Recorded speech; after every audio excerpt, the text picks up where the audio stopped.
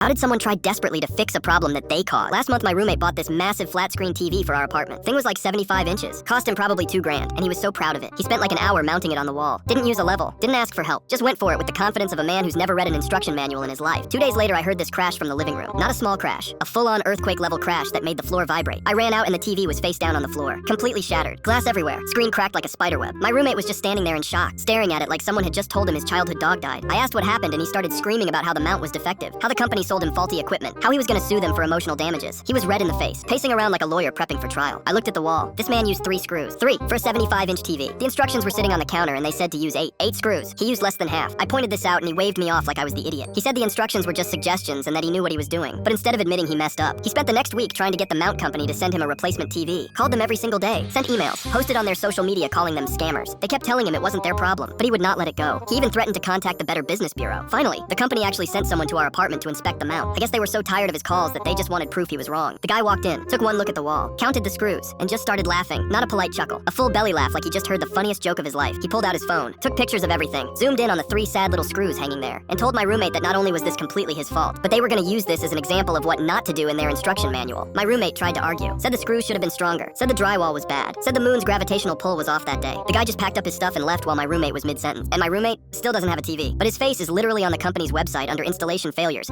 with a caption that says, "Don't be this guy." I sent him the link and he blocked me for a week.